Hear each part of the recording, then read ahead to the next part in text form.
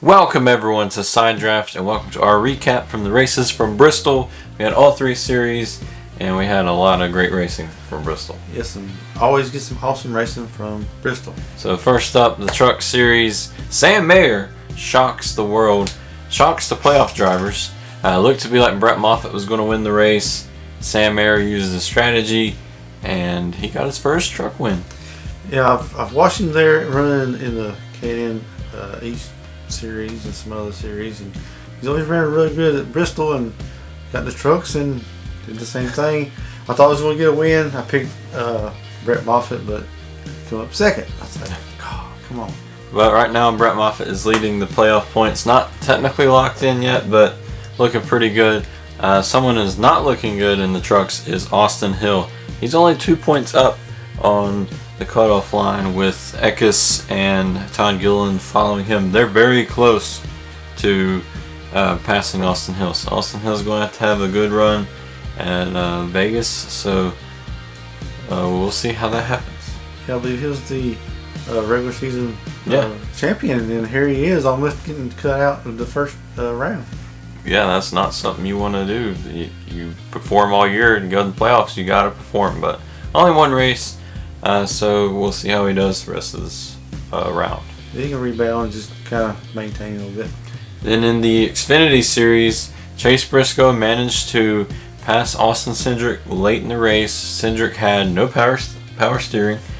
And that's a place you don't want to run out of power steering because that's really demanding track. I mean, you're on the gas and turns. You just constantly turning all the time. So Austin Cindric's going to end up looking like Matt Dibenedetto after all those laps at Bristol, no power steering. His right arm's like huge.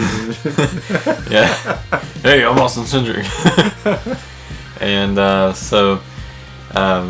pretty impressive though to still finish third with no power steering. Would have been awesome to say that he won without power steering. But Chase Briscoe, we talked about how he's been kind of quiet, hasn't won races in a little while. It's been a few months, I believe. So pretty good for Briscoe to win this race, get some momentum heading into the playoffs. Definitely so. I ain't sure why we didn't none of us pick him, but usually do. Yeah, we normally do, but I don't think any one of us got a point for fast picks. So that's unfortunate for us. But yeah, the Xfinities, they start their playoffs next week. So we have Briscoe, Cindric, Allgaier, Noah Gragson, Brandon Jones, Justin Haley, Harrison Burton, Ross Chastain, Sieg, Annette Herbst, and Brandon Brown making the playoffs. Wow, Brandon Brown, congratulations. Yeah. So, it's going to be a tough battle there. Pretty big for that team. We'll see how they do. And we move to the Cup Series. It looked like Kyle Busch was going to finally get a race win in 2020. He's been winless. But to win in 2020, you got to get past Kevin Harvick. Yeah, I definitely thought, this is a track that's always fit Kyle Busch's style. I mean, he's kind of owned Bristol in the last several years. And I thought this would be the track where he'd finally get back in victory lane and come up a little short. Yeah, almost done it. It was pretty close. Joe Logano got in his way. And some of the lap traffic got in his way, too. I mean, a lot of lap traffic got in his way. I believe he's talking about Joey Gase. He passed him like 2 or 3 times in the last couple of laps. Yeah, but that's Bristol. That's what you're going to get. You're going to have a car that can go anywhere and get around the lap cars. And I think Harvick just was a little bit better of doing that. But Kyle Busch was very close to getting some momentum on his side finally. I mean, I think you could still say that he did. I mean, he's still second place. He hasn't been able to really say he had good runs lately. It's been kind of off and on for Kyle.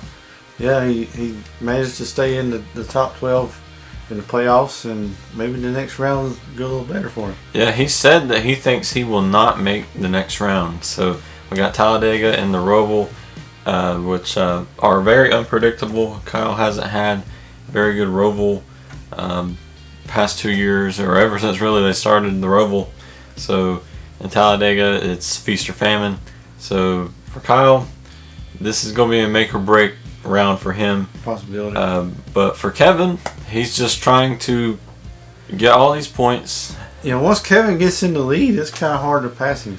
Yeah, and we talked about him and Denny Hamlin. They've been the dominant drivers this season, but and Denny didn't have too good of a Bristol either. So Denny did not have a good round one of the playoffs. No. He's been up there, but he just hasn't been able to finish the races.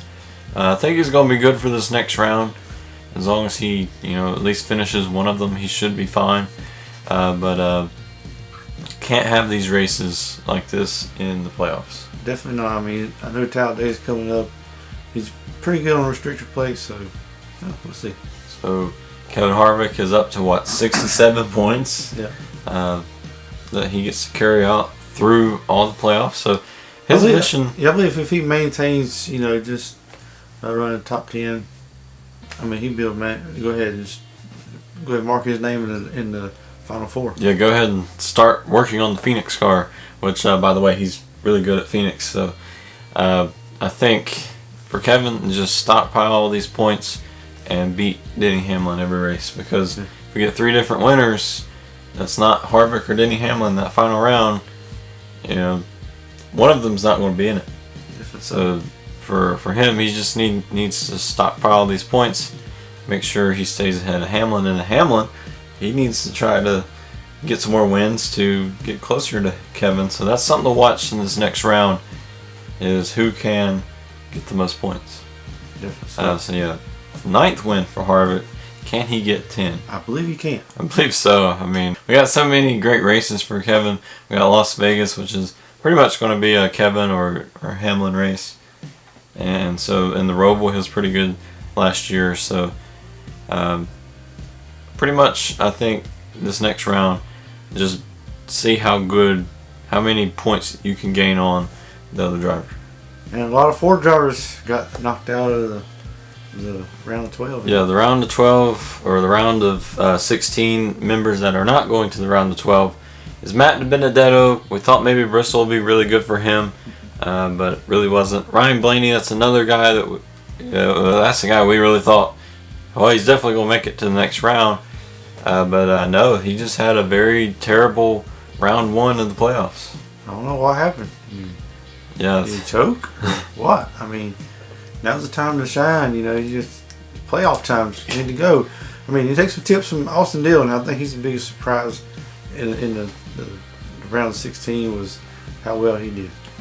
And William Byron, coming off that win from Daytona before the playoffs, just wasn't able to take that momentum anywhere. He just had some very tough luck.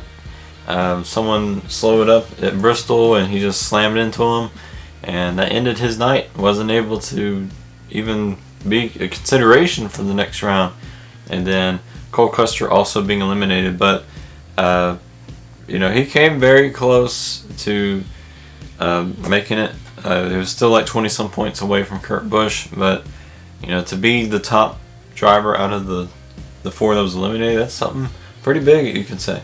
Yeah, and good job by Clint Boyer. He was in the bottom 4, and he managed to. He had a good Richmond and good Bristol, so he got to stay around the 12. And I think a driver that we should all watch in this next round is Eric Almirola. He's got Talladega, which he's pretty good at, and as long as he can bring some speed to Vegas in the Roval, I think he can make it to the round of 8. Possibility. So we'll be making our playoff predictions. The 4 drivers that we think will not make it to the round of 8 on Wednesday, and we'll also be predicting the Xfinity first round of the playoffs too. Those 4 drivers that will not make it. So if you want to watch that, be sure you stay subscribed, click the bell icon so you don't miss our video on Wednesday. So looking forward to this round. We got so many great races. Roval, of course, which is awesome. Talladega, and then we got Vegas to open up next week. So yeah, stay tuned for all of our predictions this weekend or this week. We got Fast Picks on Fridays. Finally back on Friday. Yeah. And before we go, we want to announce that we have a t-shirt contest, t-shirt design contest. So all you got to do to enter is to send us your design, either if you just draw it on a piece of paper and we can animate it into paint.net, or if you have Photoshop or something that you want to make a design, send us the PNG over on our Twitter at side_draft, and once the season ends, we'll pick our favorite 3 or 4, and we'll have a vote amongst everybody.